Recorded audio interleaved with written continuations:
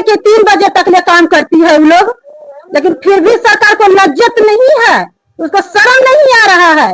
बोलिए हम लोग क्या कैसे खाएंगे, कैसे बाल बच्चा को हम लोग पढ़ाएंगे कि अपना मेंटेनेंस पूरा करेंगे कि बच्चा। आइए हम रसोईया संघ के महिला से बात करेंगे कि मतलब खिचड़ी बनाने में आप लोगों को क्या क्या परेशानी है, क्या मजदूरी नहीं मिलता है, सरकार से क्या मांग करते हैं। सबसे पहले अपना नाम बता दें। मेरा नाम सरिता देवी है, नवीन प्राथमिक विद्यालय चुनकातरी से मैं आई, खाया प्रखंड है मेरा।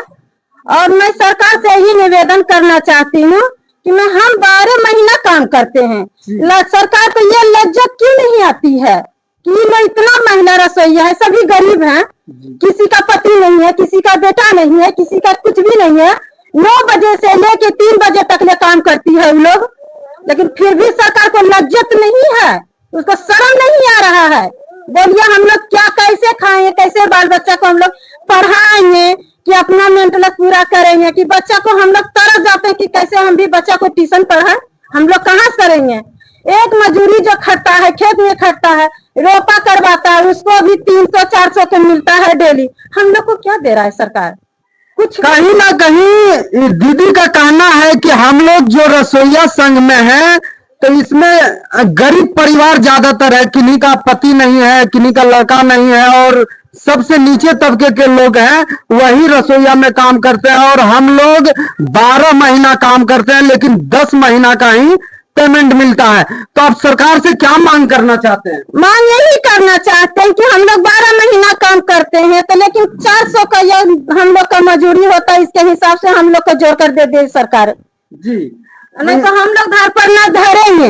कहाँ धरना देंगे? हम धरना धरेंगे, हम खैरान धरेंगे, जमुन धरेंगे, जहाँ होगा वहाँ हम लोग धर के अति करेंगे, सभी रसोईया दीदी एकता हो जाएंगे। इनका कहना है कि कहीं अगर हम किसी के यहाँ मजदूरी करने जाते हैं, धान गेहूं काटने जाते हैं या धान रोपने जाते हैं तो 300 से 400 रुपया मिलता है, लेकिन हम लोग को मात्र 100 से 125 रुपया प्रत्येक दिन के हिसाब से मिलता है।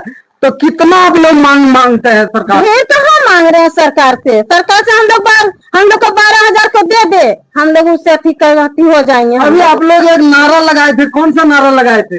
नारा तो बहुत लगाएंगे, उसको लाजे नहीं है, शर्म नहीं है, तो हम क्या बताएं। एक नारा लगा दीजिए जो अभी आप लगाए थे। 10,000 से कम नहीं, 10,000 से कम नहीं,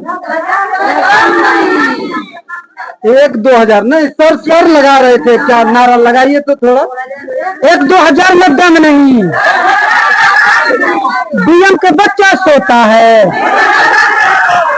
डीएम के बच्चा सोता है, विधायक के बच्चा सोता है, एसपी का बच्चा सोता है, एसपी का बच्चा सोता है।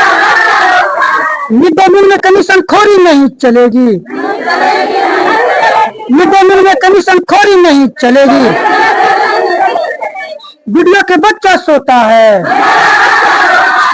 वीडियो के बच्चा सोता है।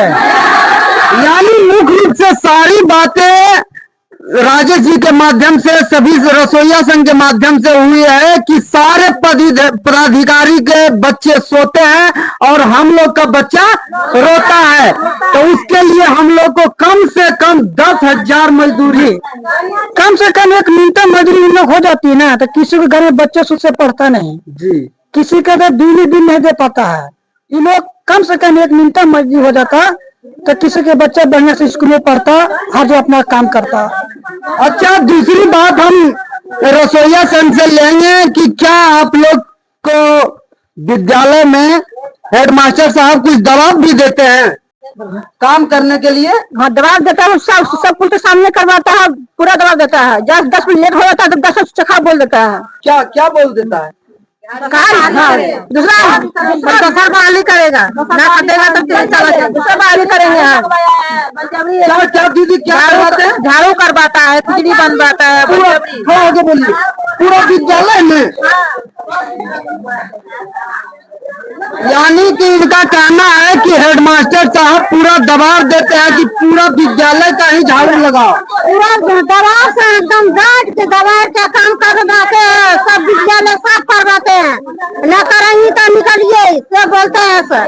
तो सरकार से हमारी मांगे हैं कि इन लोगों को जो दबाव दिया जाता है, कहा जाता है कि आप लोग अगर काम नहीं करेंगे तो हटा देंगे, दूसरे आदमी को रख लेंगे, इसको सबसे पहले हेडमास्टर साहब बंद करे और इन लोग से जो काम होता है वही काम करवाए, अन्यथा दूसरा काम का बोझ ना दें।